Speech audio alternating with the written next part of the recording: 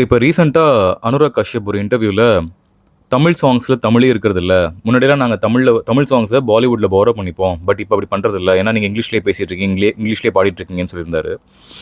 So அதை பார்க்கும்போது என்னோட எக்ஸ்பீரியன்ஸ் ஒன்று ஷேர் பண்ணணும்னு தோணுச்சு. அதோட ஆதங்கத்தில் தான். என்னென்னா, நான் ஒரு ஸ்டுடியோக்கு போயிருந்தேன், ஒரு வாய்ஸ் டெஸ்ட்டுக்காக போயிருந்தேன். அங்கே அந்த படத்தில் அந்த பர்டிகுலர் ப்ராஜெக்ட்டில் ஒரு குட்டி கேரக்டர் வருது, சின்ன பையன் கேரக்டர் வருது. அந்த சின்ன பையனுக்காக ஆடிஷன் பண்ணுறதுக்கு லைனாக குட்டி குட்டி பசங்க உட்காந்துருந்தாங்க. அது ஆடிஷன்ஸ் போயிட்டு இருந்துச்சு. அப்போ அந்த கிரியேட்டிவ் ஹெட் கூட தனியாக நான் பேசிகிட்டு இருக்கும்போது, ஜென்ரலாக பேசிகிட்டு இருக்கும்போது அவர் சொன்னார், இந்த பசங்களுக்குலாம் தமிழே வரமாட்டேங்குதுப்பா, ரொம்ப வருத்தமாக இருக்குது, தமிழ் என்ன போகுதுன்னு தெரியல அப்படின்ற மாதிரி சொன்னார்.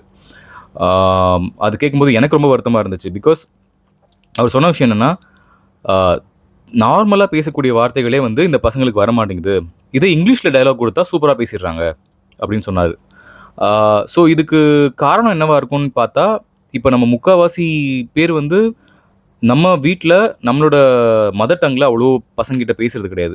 அண்ட் இது வந்து நிறைய நார்த்தில் ரொம்ப காமன் ஆகிடுச்சு. நார்த்தில் பார்த்தீங்கன்னா, இப்போ நம்மளே நிறைய இன்ஸ்டாகிராமில் வீடியோஸ்லாம் பார்க்குறோம். குழந்தைங்கிட்ட வந்து அவங்க அம்மா அப்பா வந்து இங்கிலீஷ்லேயே தான் பேசுகிறாங்க, அவங்க ஹிந்தியில் கூட பேசுறது கிடையாது.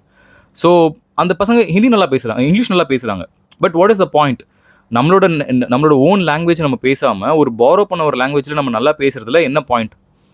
ஸோ இதுக்கு இன்னொரு காரணம் என்னென்னா, நம்ம எல்லாருமே நம்ம குழந்தைங்கள வந்து மற்ற குழந்தைங்களோட ஒரு காம்படிஷனை தான் வச்சுருக்கோம். ஃபார் எக்ஸாம்பிள், இப்போ என் பையனோ இல்லை என் பொண்ணோ வந்து என் ஃப்ரெண்டோட பையன் பொண்ணோட இங்கிலீஷில் நல்லா பேசலை அப்படின்னும் போது எனக்கு ஆட்டோமேட்டிக்காக ஒரு இன்செக்யூர் ஃபீலிங் வந்துடுது. என்னடா இது, நம்ம குழந்தை வந்து சரியாக இங்கிலீஷில் பேச மாட்டேங்குது, ஒருவேளை நம்ம நல்ல ஸ்கூலில் சேர்க்கலையோ, ஸ்கூல் லெவலில் அவங்க யோசிக்க ஆரம்பிச்சிடுறாங்க. ஓகே, அப்போ நம்ம நல்ல ஸ்கூலில் சேர்க்கணும் போல் அப்படின்ற மாதிரி.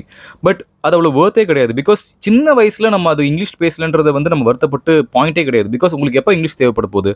ஒரு காலேஜ் முடிச்சதுக்கப்புறம் உங்களுக்கு வேலைக்கு செய்கிறதுக்கு தான் அந்த இங்கிலீஷ் வந்து ரொம்ப பயனுள்ளதாக இருக்க போகுது. இந்த மீன் டைம் அரைக்குறை இங்கிலீஷ் தெரிஞ்சால் போதும். ஆனால் அதை வந்து இந்த பேரண்ட்ஸ் எல்லாம் ஏற்றுக்க முடியறதில்ல. நல்லா பேசணும், ஃப்ளூயண்ட்டாக பேசணும். எந்த அளவுக்கு ஃப்ளூயண்ட்டாக பேசுகிறாங்களோ அந்த அளவுக்கு அவங்களுக்கு ஒரு கெத்து, அது ஒரு ஸ்டேட்டஸ் சிம்பிள் ஆகிடுச்சு. பட் அவ்வளோ சீரியஸான மேட்டரே கிடையாது அது. அதுக்கான ரொம்ப சீரியஸ்னஸ் கொடுக்குறாங்க மக்கள். ஸோ அதை நம்ம மாற்றிக்கணும்னு நினைக்கிறேன். அதை மாற்றிக்கிட்டாலே ஆட்டோமேட்டிக்காக ஓவரால் நம்ம நெக்ஸ்ட் ஜென்ரேஷன் நம்ம பாஸ் ஆன் பண்ணுற அந்த தமிழ் வந்து இன்னும் நல்லா நம்ம பாஸ் ஆன் பண்ண முடியும். பிகாஸ் போன ஜென்ரேஷன்லேருந்து இந்த ஜென்ரேஷன், நம்ம ஜென்ரேஷனுக்கு வந்த தமிழே பார்த்தீங்கன்னா கொஞ்சம் கம்மியாக அடி வாங்கி தான் வந்திருக்கு. ஸோ இதுக்கப்புறம் நம்ம போகிற ஜென்ரேஷன் நம்ம பாஸ் ஆன் பண்ணுறது வந்து நல்லபடியாக பாஸ் ஆன் ஆகணும்னா கொஞ்சம் நம்மளும் அதை எஃபர்ட் எடுத்து பண்ணணும்.